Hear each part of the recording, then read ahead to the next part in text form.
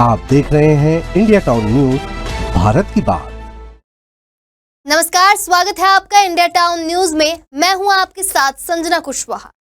छत्तीसगढ़ का बहुचर्चित शराब घोटाला एक बार फिर सुर्खियों में। आपको बता दें, ईओडब्ल्यू ने हाल ही में अदालत में जो पूरक चालान पेश किया है, उसमें सीधे सीधे उस समय की भूपेश बघेल सरकार की कैबिनेट बैठक का जिक्र। इसी बैठक में नई लाइसेंस प्रणाली को मंजूरी दी गई थी।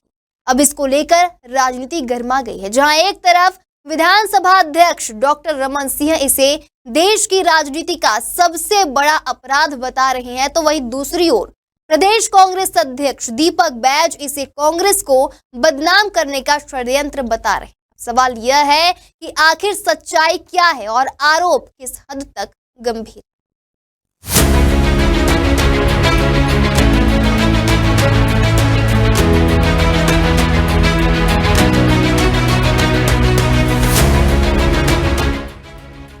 छत्तीसगढ़ शराब घोटाले का मामला शुरू से ही राज्य की राजनीति को झकझोरता रहा है।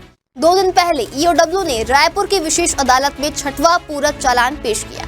इस चालान में साफ लिखा गया है कि फरवरी 2020 में भूपेश कैबिनेट की बैठक में नई लाइसेंस व्यवस्था FL10A और FL10B को मंजूरी दी गई। आदेश 11 फरवरी को जारी हुआ और फिर 1 अप्रैल 2020 से नई आबकारी नीति लागू कर दी गई।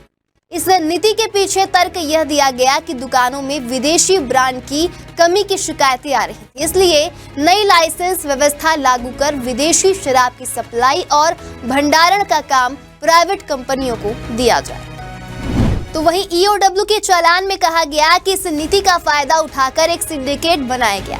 इस सिंडिकेट में तत्कालीन प्रशासनिक अधिकारी अनिल टुटेजा, अरुणपति त्रिपाठी, निरंजन दास, अनवर ढेबर, विकास अग्रवाल और अरविंद सिंह शामिल थे। इन लोगों ने मिलकर शराब दुकानों से लेकर डिस्टिलरी और विदेशी शराब सप्लाई तक अवैध वसूली की व्यवस्था खड़ी कर दी। वहीं जांच में सामने आया है कि सिर्फ साल 2020-21 में ही सरकार को करीब 248 करोड़ रुपए का नुकसान पहुंचाया गया है। तो वहीं विधानसभा अध्यक्ष और पूर्व मुख्यमंत्री डॉक्टर रमन सिंह ने इस मुद्दे पर कांग्रेस सरकार पर सीधा हमला बोला, जहां उन्होंने कहा कि कांग्रेस ने शुरू से लेकर अंत तक सरकारी खजाने में डाका डालने का काम किया है। इससे बड़ा अपराध हिंदुस्तान की राजनीति में कभी नहीं हुआ है। खुलेआम पैसा आ रहा था और बट रहा था। यह करप्शन खुले किताब की तरह है और इतना हिम्मत वाला करप्शन तो मैंने कभी नहीं देखा। उन्होंने और आगे क्या कुछ कहा है, आप भी सुनिए। सरकार राज चलाती है कि सरकार डाका डालती है? सरकार के खजाने में डाका डालने का काम, इससे बड़ा अपराध हिंदुस्तान की राजनीति में कभी नहीं हुआ।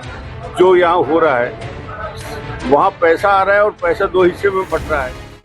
वहीं प्रदेश कांग्रेस अध्यक्ष दीपक बैज का कहना है कि यह पूरा मामला कांग्रेस को बदनाम करने का षड्यंत्र है। उन्होंने आरोप लगाया कि भाजपा सरकार में जो गड़बड़ियां हो रही हैं, उनकी जांच कौन करेगा। बैज ने कहा, भाजपा सरकार में 3% कमीशन का खेल चल रहा है।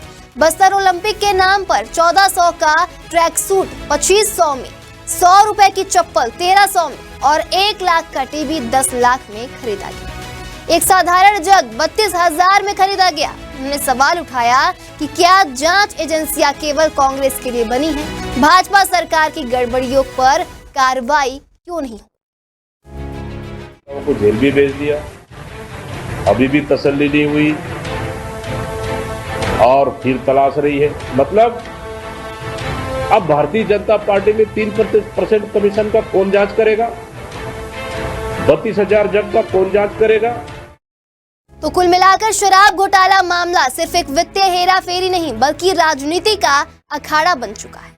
भाजपा इसे कांग्रेस का सबसे बड़ा भ्रष्टाचार बता रही है, वहीं कांग्रेस इसे बदनाम करने की साजिश कह रही है। वहीं ईओडब्ल्यू के चालान में जिन नामों और कंपनियों का जिक्र है, वह गंभीर है। लेकिन सच यह भी है कि जनता अब दोनों पक्षों से यही सवाल पूछ रही है कि अगर कांग्रेस ने गड़बड़ी की है तो कार्रवाई हो, लेकिन भाजपा सरकार में हो रही गड़बड़ियों की भी जांच क्यों नहीं हो रही? अब आगे क्या होगा और क्या नहीं होगा, ये तो आने वाला वक्त बताएगा। हम आपको सारी अपडेट देते रहेंगे। देखते रहिए इंडिया टाउन न्यूज, भारत की बात।